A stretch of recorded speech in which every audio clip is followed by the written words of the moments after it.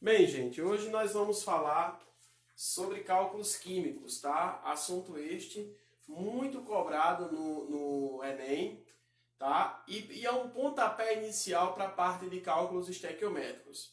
Se vocês prestarem bem atenção no módulo de vocês, há exatamente uma questão, né, relacionada ao pré-requisito do conteúdo, como a gente costuma dizer. Então, cálculos estequiométricos, cálculos químicos é pré-requisito para cálculos estequiométricos. Tá? Então, o aluno tem que ficar bastante de olho no conteúdo de hoje e tirar as dúvidas pós aí via Hangouts Meet. Vamos aqui. Falar um pouquinho sobre cálculos químicos, gente, é falar na questão do estudo da massa dos átomos. Tá? Então, as massas dos átomos elas estão relacionadas à massa do carbono. Está relacionada à massa de um cloro, está relacionada à massa de um bóron, e assim sucessivamente. Só que quando a gente se refere à massa atômica, nós falamos em dois tipos de massa atômica, que é a massa atômica de um átomo e que é a massa atômica de um elemento. São dois requisitos bastante fortes dentro da parte de cálculos químicos. Tá bom? Então, eu vou começar falando com vocês aqui a questão da massa atômica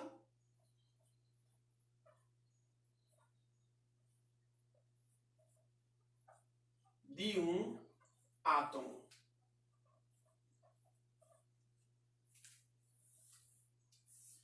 Quando se fala em massa atômica de um átomo, se refere à questão daquele átomo ser exatamente aquela massazinha que você tem lá na tabela periódica.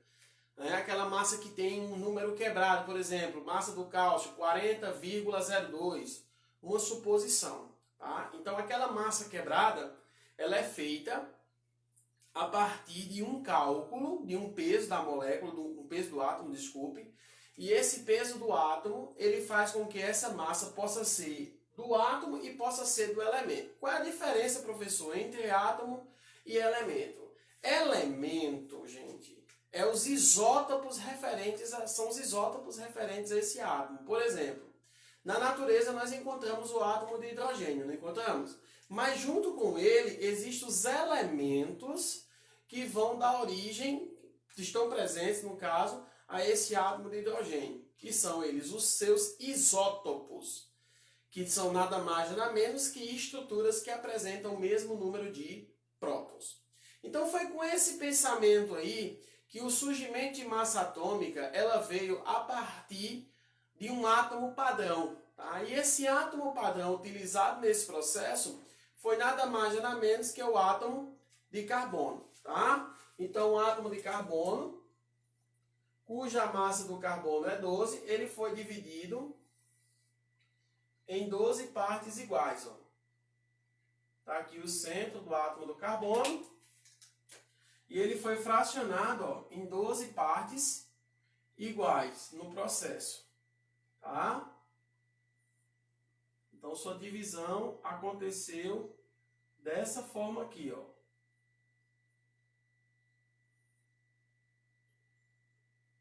De modo que uma parte desse átomo ele foi utilizado como medida padrão para a determinação da massa atômica do mesmo. Então, ele extraiu aqui 1/12 da massa desse átomo de carbono, da massa do átomo referente ao carbono 12. Então, antigamente, para você representar a massa de um elemento, você tinha que trabalhar em cima da fração desse elemento, tá certo? E em cima dessa fração desse elemento, você calcular aqui, a questão das massas atômicas. Ah, e isso só serviu para o átomo de carbono? Não, poderia servir para outros átomos, como por exemplo, o cloro. Para tu ter uma ideia aqui, o cloro, a massa dele é 35, tá? Então, dessa massa 35, você teria aqui, 1/35 da massa do átomo de cloro 35. Tá? Só que com o passar do tempo, essas estruturas, essas unidades elas foram sendo modificadas. Em vez de chamar massa do átomo, ele começou a ter uma unidade padrão que nós chamaríamos de massa atômica. Que a representação de massa atômica, ela pode ser U ou UMA. Tá? Esse U ou UMA representa nada mais nada menos que unidade de massa atômica. Tá? Unidade de massa atômica. Portanto, se você prestar bem atenção no processo aqui, eu poderia muito bem substituir esse 1/12 da massa do átomo de carbono por simplesmente 12U ou 12UMA, que representaria a unidade de massa atômica. Tá bem? Então o processo ele começava a fluir dessa maneira. E foi a partir daí que foi surgindo as unidades de um átomo, tá? De um átomo. Como eu falei para vocês, os cálculos químicos eles começam a estudar a massa de um átomo e a massa do elemento desse átomo, tá? Então, no tópico 2 aqui, eu posso falar para vocês a questão da massa atômica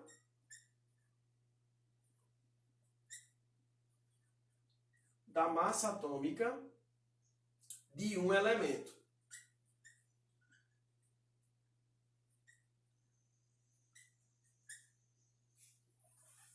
Quando se trata em massa atômica de um elemento, a gente tem exatamente aquela ideia, né, dos seus isótopos da natureza, né? Elementos que apresentam o mesmo número de prótons. Então, se eles têm o mesmo número de prótons, eles vão ter massas e nêutrons diferentes no sistema também, tá? Então, para isso que se faz necessário fazer uma soma da média ponderada dos isótopos desse átomo. Aí você diz, mas eu não entendi o que você quis dizer. Não tem problema. Olha o que você vai fazer quando estiver pedindo para calcular a massa atômica de um elemento. Aqui eu vou colocar MA, tá? Você vai fazer aqui uma soma.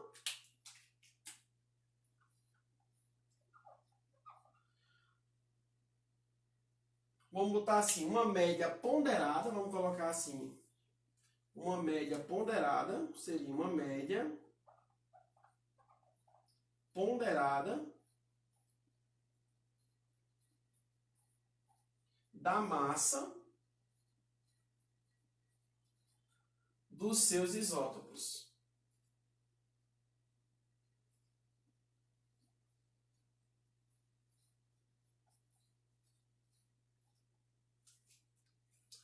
Então, como é que funcionaria isso mais ou menos? Por exemplo, o carbono ele é encontrado na natureza na forma de carbono 12, carbono 13 e carbono 14. Por eles terem o mesmo elemento químico, eles são chamados de isótopos, ou seja, átomos que têm o mesmo número de prótons no sistema. Só que aqui vale uma ressalva, eles vão querer saber exatamente a porcentagem de cada isótopo desse na natureza. Para que eu possa entender o que representa isso, é que cada isótopo desse na natureza, ele tem uma certa porcentagem de obtenção. Por exemplo, você encontra mais na natureza elementos que são obtidos a partir do carbono 12 ou do carbono 14. Óbvio, é evidente que é do carbono 12, né? Então, aí na natureza nós temos 98%, mais de 98%, constituída de carbono 12. Então, aqui, ele pode saber aqui quem vai ser a porcentagem do carbono 12, quem vai ser a porcentagem do carbono 13 e quem será a porcentagem do carbono 14. Feito a massa e a porcentagem, você vai calcular agora a média ponderada dessas massas. Então, você vai fazer aqui, massa atômica é igual a massa de 1 vezes a porcentagem de 1, mais a massa de 2 vezes a porcentagem de 2, mais a massa de 3 vezes a porcentagem de 3. Por quê? Porque aqui no sistema eu tenho uma massa com sua porcentagem, uma massa com sua porcentagem e uma massa com sua porcentagem. Aí sim, eu faço a média ponderada e divido isso daqui, essa média, por 100. Tá? Quando eu dividir isso por 100, eu vou encontrar o peso real do átomo de carbono na natureza. Tá bom? Então aqui você deve fazer a questão das substituições. Ó, massa de 1 é 12, porcentagem de 1, A. Professor, isso ele dá na questão? Às vezes ele dá e às vezes ele pede. Tá? Então ele pode dar a massa atômica e as massas e pedir as porcentagens. Isso acontece muito nas questões. Aí você aplica uma matemáticazinha que eu vou mostrar para vocês via exemplo que eu vou fazer aqui agora para mostrar para vocês, tá ok? Então sempre nesse processo aí, beleza? Eu vou sair um pouquinho aqui, já para vocês depois printarem e copiarem, né? Logo após.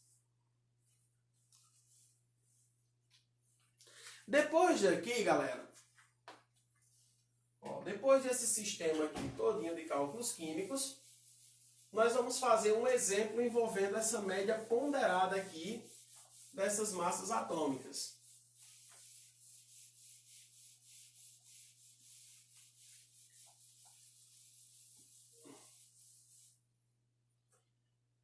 Olha um exemplo aqui, ó.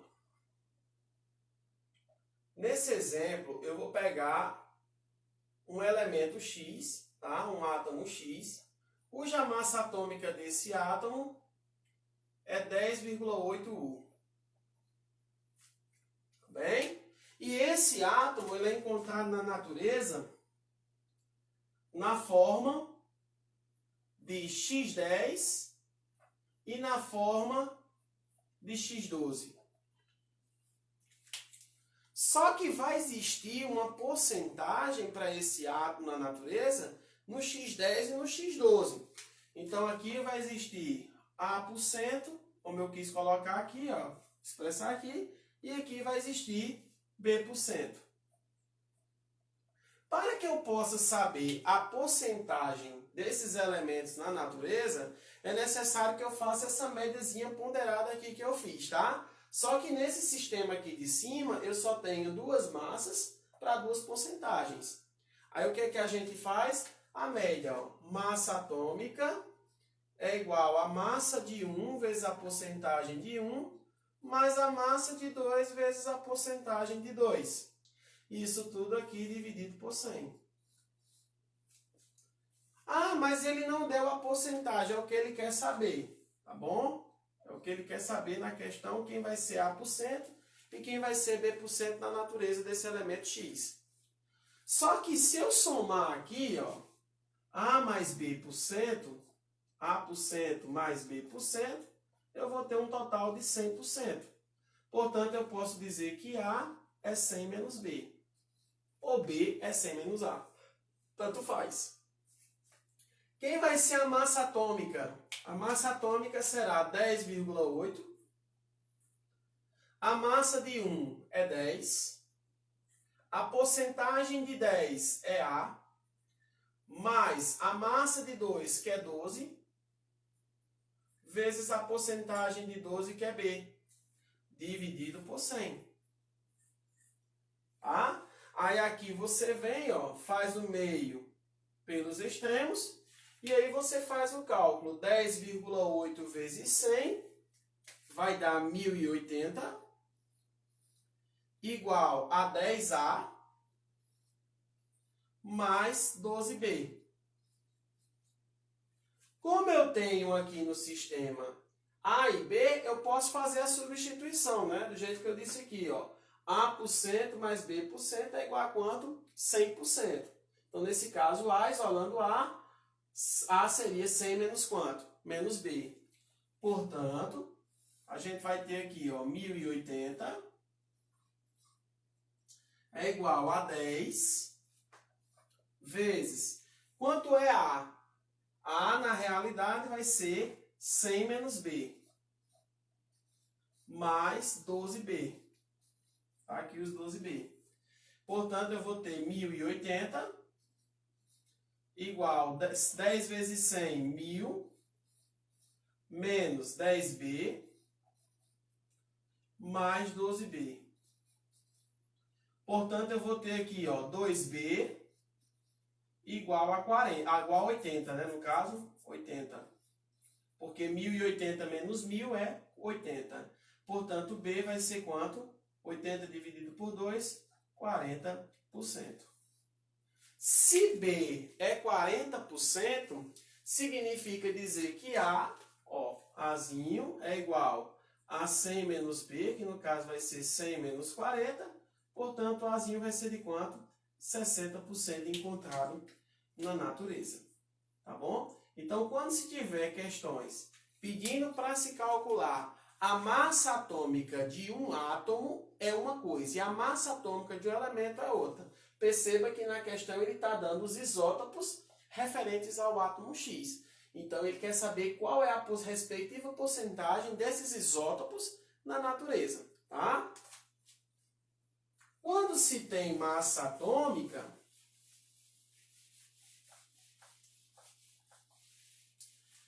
se tem também a questão da massa molar, tá? Massa molar e massa molecular. Por quê? Como a gente introduziu cálculos químicos mostrando para vocês a massa atômica referente a um átomo e a massa atômica referente a um elemento, vai existir também a massa da molécula, tá? Vai existir tanto a massa da molécula como a massa do átomo, que fique claro isso. Afinal de contas, átomo é uma coisa, molécula é outra. Molécula é o quê? Um conjunto de átomos, é isso? Então, nesse caso aqui, o terceiro tópico, nós vamos falar sobre a questão da massa molecular. Tá? Essa massa molecular aqui é nada mais nada menos que a soma das massas dos átomos presentes na molécula. Então, vamos anotar isso que é importante. Então, massa molecular seria a soma da massa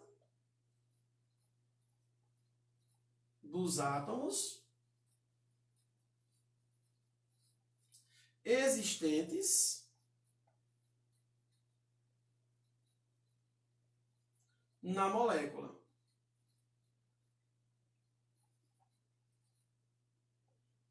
Tá? Como é que funciona isso?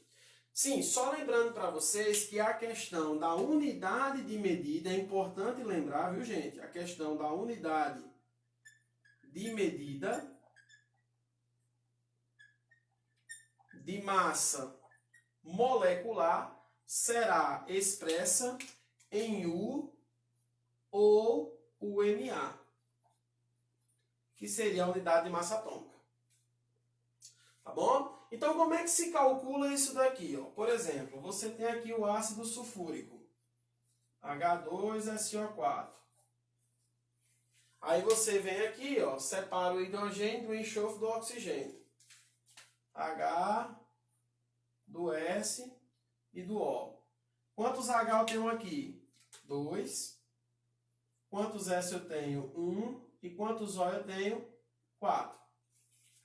Depois que eu fizer isso daqui, eu vou multiplicar pela massa de cada átomo que é dado na questão ou vem na tabela periódica, né? Se você pegar um vestibular particular, ele é obrigado a dar a tabela. Caso ele não dê a tabela, ele vai ter que dar a massa na questão, como o Enem faz, tá? O Enem já dá a massa na questão. Isso já facilita a tua vida, porque até mesmo você não precisa estar pesquisando uma massa lá na tabela periódica. Então, a massa do hidrogênio na tabela é 1, a massa do enxofre na tabela é 32 e a massa do oxigênio na tabela é 16.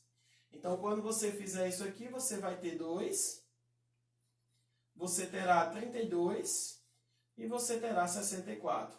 Somando aqui, ó, você vai ter 98 gramas por mol. Opa! U, né? U que é a representação de quem? De massa molecular, tá bom? Caso a questão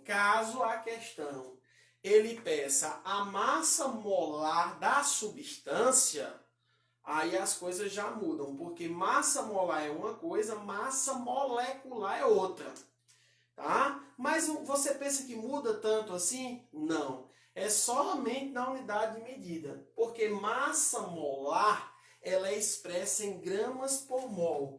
Então, quando se tem aqui um sistema, ó, deixa eu sair aqui para vocês darem uma olhada, tá? Depois copiarem aí, você vai ver, você vai prestar atenção aqui no sistema de massa molar. Tá? É a representação, a questão. Há uma diferença? Há. E que diferença é essa em relação à massa molecular? É que na massa molar, que é o quarto tópico, massa molar, a unidade de medida vai ser gramas por mol, né? Aqui a unidade de medida é U e aqui a unidade de medida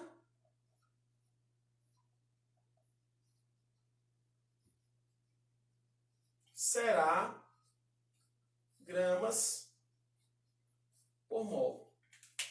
Mas o jeito de tirar é do mesmo jeito, tá bom? Mas se eu chego para você aqui e coloco 98U, eu estou calculando a massa molecular.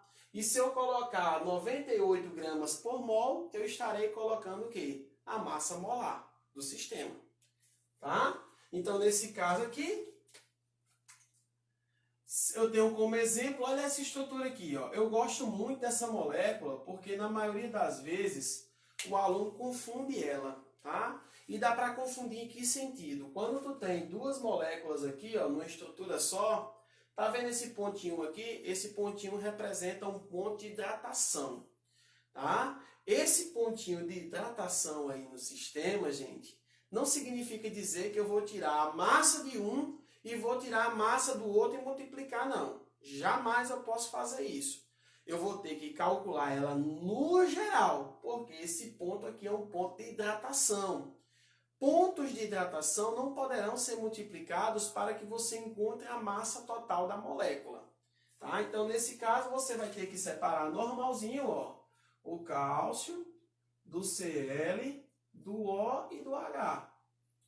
Coloca a quantidade de átomos de cada um, né? O cálcio tem 1, o cloro tem 2, o hidrogênio tem 12, né? Opa, o hidrogênio está aqui embaixo, tem 12.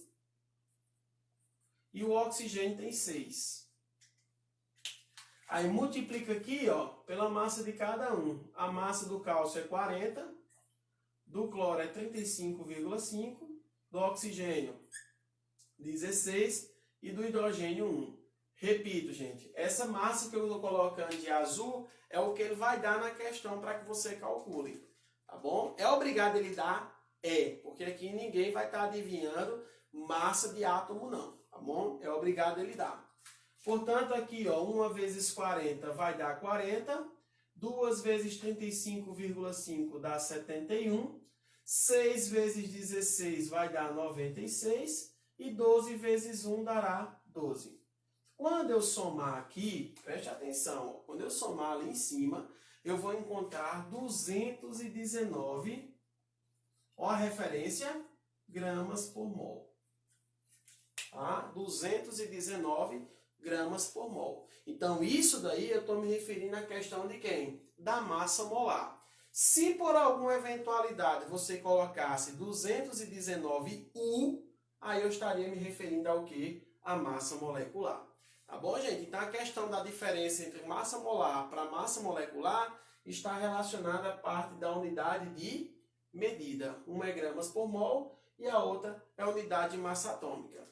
Tá? Você pode até achar isso uma bobagem, mas que já caiu em vestibular e que já pegou muita gente na hora da prova.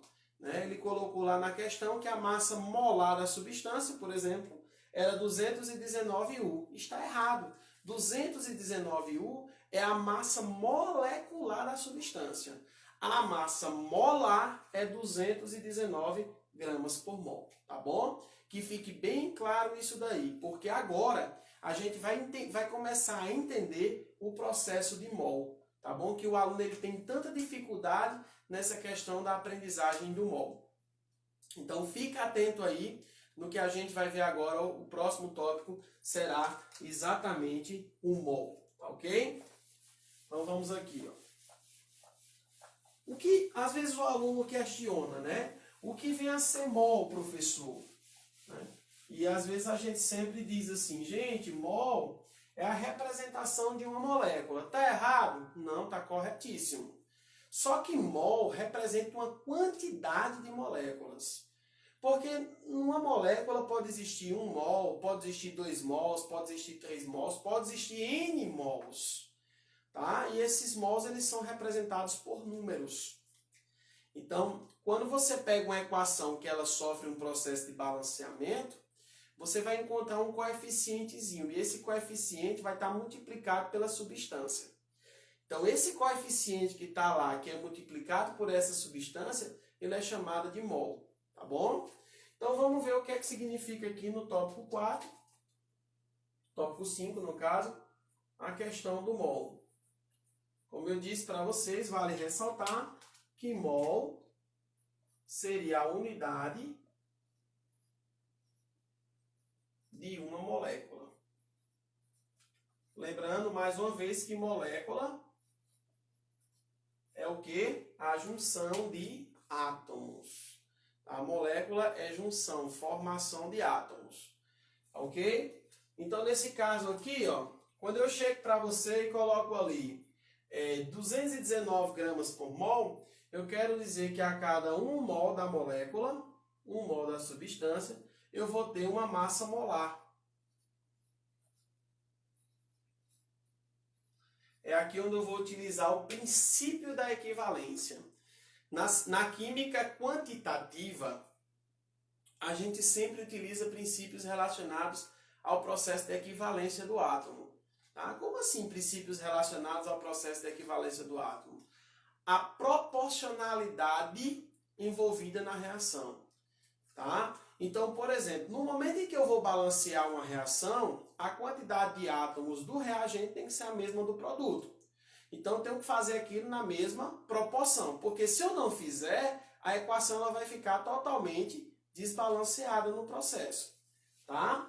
Então, nesse caso aqui, ó, 1 mol está relacionado à massa molar, tem até lógica sim, porque aqui, ó, se eu tenho 219 gramas por mol, eu quero dizer com isso que a cada 1 mol da substância, eu vou ter um peso de 219 gramas. Se eu dobrar essa quantidade de mols, automaticamente eu dobro a massa da substância. A substância vai deixar de ter 219 e vai passar a ser 438. Tá bom? Então, sempre nesse sentido, ó. Puxando para cá para que vocês entendam. Então, se eu chego aqui e falo do cloreto de cálcio hexaidratado, eu digo, ó, gente, para 1 mol desse cloreto de cálcio, eu vou ter uma massa de 219 gramas. Beleza. Mas se eu dobrar essa quantidade de mols, eu não vou ter mais 1 mol, eu vou ter 2 agora dobrando. Então, 2 mols no sistema, eu vou ter quanto? 438 gramas, que será o dobro. Tá bom? Então, é aqui onde eu digo que é a questão da proporcionalidade que a gente vai fazer no sistema. Então, se aumentou de um, vai ter que aumentar do outro. Tá ok? Lembrar também que massa molar é quimicamente equivalente ao volume nas CNTP. Que isso aqui eu vou falar mais adiante para vocês, que é nada mais nada menos que as condições normais de temperatura e pressão de um sistema, tá bom? Então isso a gente fala mais adiante. E que 1 mol é diretamente proporcional, é quimicamente equivalente, costumamos dizer, à constante de Avogadro, que é 6,02 vezes 10 a 23, que pode ser representados por átomos, podem ser representados por átomos, por moléculas, por íons, por elétrons e etc. Tá? O que é que eu quero dizer com isso? Que essa constante aqui, que é chamada de constante de Avogadro, ela só é utilizada na questão quando se refere a termos de quantidade. Tá? Não esquece disso, ó, quando se referir na questão a termos de quantidades. E essas quantidades, elas são relacionadas à quantidade de átomos, à quantidade de mols, de moléculas, de íons, de elétrons e assim sucessivamente. Tá? O que nós vamos ver hoje? Nós vamos ver exatamente uma relação envolvendo mol com a constante de Avogadro. Agora, a constante de Avogadro quando ele se falar para átomos. Porque quando a gente chega aqui em íons, vamos voltar um pouquinho lá ao assunto que a gente trabalhou, sais de Arrhenius. Vocês viram que os sais eles sofrem processos de dissociação, ou seja, separação dos íons. Então, a separação desses íons eu posso calcular em relação à quantidade de mol tranquilamente no processo. Tá? Quando se falar em elétrons no sistema, eu já sei que essa quantidade de elétrons ela é calculada em cima também dos aspectos quantitativos da eletroquímica, mais precisamente eletrólise, que é um assunto que nós vamos ver lá no módulo de físico-química. Tá bom? Então vamos aqui. Eu vou começar a partir de uma molécula, tá? A partir da molécula eu tenho átomos. Eu tenho aqui a molécula de C4H10, tá? A molécula do gás butano, né? Mais precisamente do butano. Quando eu tenho uma molécula do butano aqui, eu vou tirar a massa dessa molécula. Eu separo o C do H. Quantos C eu tenho aqui? Eu tenho 4 carbonos. E quantos hidrogênios eu tenho aqui? 10 hidrogênios. Quando eu fizer isso daqui, eu vou fazer a contazinha para tirar o peso da molécula, tá? Então aqui eu vou multiplicar pela massa do carbono, que é 12, e pela massa do hidrogênio, que é 1. Por que eu estou fazendo isso? Porque mol é quimicamente equivalente ao quê? A massa molar. Então aqui eu vou ter 4 vezes 12 vai dar 48, e 10 vezes 1 vai dar exatamente quanto? 10. Somando aqui, ó, eu vou ter 10 mais 48, eu vou ter exatamente 58 gramas por mol. Tá bom? Então, o que é que eu quero dizer com isso em referente à molécula de butano? Que a cada 1 mol de butano, de C4H10, eu vou ter um peso de quanto? De 58 gramas. Se eu multiplicar isso daqui 10 vezes, ó, 10 mols de butano, 10 mols de butano, eu vou ter também 10 vezes a massa do butano, que seria quanto? 580 gramas. Tá bom, gente? Então, o princípio aí da proporcionalidade. Tá? Se eu aumento de um lado, eu vou ter que aumentar também do outro no sistema. Quando se pega a massa desse átomo e você quer saber a quantidade de átomos presentes em mols de moléculas ou em mols de átomos, como você queira, tá bom? O princípio a ser trabalhado é esse. Definimos que 1 mol de butano, que é C4H10, ele tem 58 gramas e ele vai ter, ó, quantos átomos de carbono no sistema? Eu vou ter 4 mols de átomos de carbono. Então, aqui nós vamos ter 4 mols de átomos do elemento carbono. E aqui eu vou ter, em relação ao hidrogênio, eu vou ter 10 mols de átomos do elemento hidrogênio. Tá bom? Então, a leitura que se faz é essa. Vamos fazer aqui de novo, ó. 1 mol de gás butano, de C4H10, tem 58 gramas. Só que desses 58 gramas, eu vou ter 4 mols de átomos de carbono e vou ter 10 mols de átomos de hidrogênio no sistema. Tá bom? Isso daqui é equivalente também à quantidade de mols. Eu posso trocar para a quantidade da constante de Avogadro. Então, eu poderia representar aqui como sendo 4 vezes 1 mol representando quantidade de átomos, vale quanto? 6,02 vezes 10 a 23, ó. Átomos de carbono. Tá bem? E aqui também, se eu quisesse representar a quantidade de átomos de hidrogênio, eu faria o mesmo processo. Então, aqui a gente teria 10 vezes 6,02 vezes 10 a 23 átomos de hidrogênio no sistema. Tá? Então, é feito dessa maneira aqui, quando você quer representar quantidades relativas a átomos. Se na questão ele falar em mol de átomos, não se aplica a constante de Avogadro, tá? Mas se na questão ele só falar em átomos, é porque você vai ter que utilizar a constante de Avogadro, tá ok? Então fica aqui, ó, a questãozinha para você tirar exatamente essa dúvida. Quando ele falar em mols de átomos é uma coisa, quando ele falar em átomos é outra. Átomos são quantidades. E se são quantidades, o que a gente utiliza no sistema é a constante de Avogadro, tá ok? Se lá na questão ele perguntasse quantos mols de átomos existia em uma molécula de butano, em um mol de butano, você teria aqui, ó, 4 mols de átomos de carbono e 10 mols de átomos de hidrogênio. Então, você teria aqui 14 mols de átomos. Então, na molécula de butano, vai existir 14 mols de átomos. E se ele perguntasse lá, na questão, quantos mols de átomos existiria, aliás, quantos átomos existiria na molécula do butano, você aqui, ó, pegaria esse 14, multiplicaria pela constante, né, que ele quer saber agora a quantidade de átomos, 6,02 vezes 10 a 23 átomos.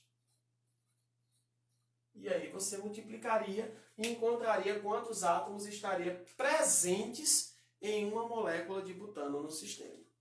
Tá? Então, quando isso acontecer, nesse processo, você vai fluir dessa maneira aí. Tá ok? Se lá na questão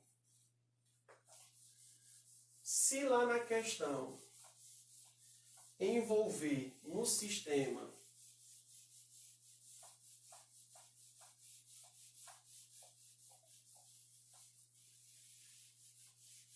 íons, tá? Se lá na questão, no sistema, envolver íons, você pode partir, por exemplo, aqui do sulfato de alumínio. Sulfato de alumínio, tá bom? Isso aqui é um sal, né? Sal de Arrhenius é a representação dele. Sal de Arrhenius, onde nesse processo aqui do sal, você vai fazer um processo de dissociação, né? Separar os íons Al+, mais SO4 menos. Só que o alumínio aqui tem esse 2, que vem para frente do alumínio e vai para cima do oxigênio. E aqui no sulfato você tem esse 3 aqui, ó, que vem para frente do sulfato e vai para cima de quem? Do alumínio. Ó, fazendo esse processo aí. Agora você tem o quê? Íons no sistema, por quê? Porque você pegou sulfato de alumínio e acrescentou na presença de água. Quando se tem sais acrescentados em água, os íons eles sofrem um processo de dissociação, tá bom? Então, nesse caso aqui, se eu quisesse me referir a 1 mol de sulfato de alumínio,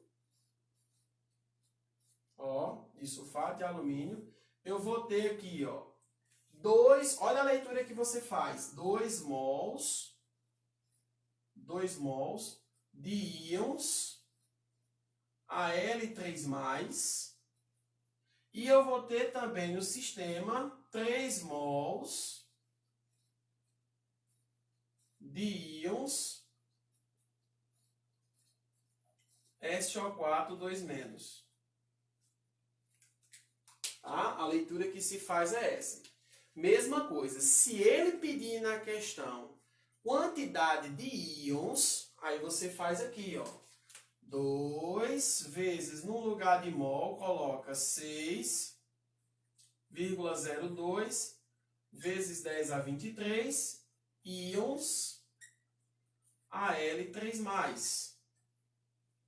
E se ele pedisse na questão a quantidade de mols de íons referentes ao sulfato, você colocaria aqui, ó, 3 vezes 6,02 vezes 10 a 23 íons sulfato.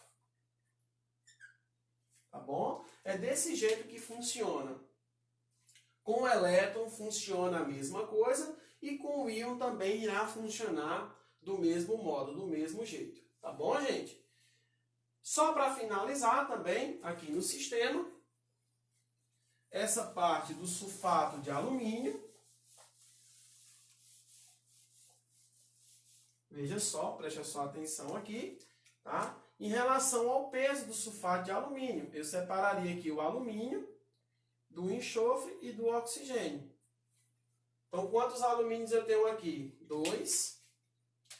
Quantos enxofres eu tenho? 3 átomos de enxofre. E quantos átomos de oxigênio? Sempre o de fora multiplicando o que está dentro, tá, gente? Então, 3 vezes 4 daria quanto? 12, né? Aqui, por isso, deu 3, ó. Porque eu multiplico o de fora com o que está dentro do parêntese. Aí, vezes, a massa do alumínio é 27, a do enxofre é 32 e a do oxigênio é 16. Então, você vai ter aqui 54, aqui você vai ter 96 e aqui você terá 192. Somando, você vai obter 342 gramas por mol. Tá? O que eu quero dizer com isso? Que cada 1 mol de sulfato de alumínio, eu vou ter 342 gramas da substância. Tá bom? Se eu dobrar, eu dobro lá. Se eu multiplicar por 4, eu multiplico por 4 lá. Tá ok, galera? Então, essa foi minha dica inicial sobre cálculos químicos, parte 1. Tá bom? Na próxima semana, na próxima segunda-feira, a gente termina mostrando parte 2 dos cálculos químicos. Vou deixar um tempo para você dar uma respirada, para a gente voltar aí no Google Meet. Vou lançar o link às 15 horas. Daqui a 10 minutos eu lanço o link para vocês. E aí vocês entram para tirar a dúvida sobre a nossa live de hoje. Tá bom, gente? Valeu! Até a próxima live, se Deus quiser.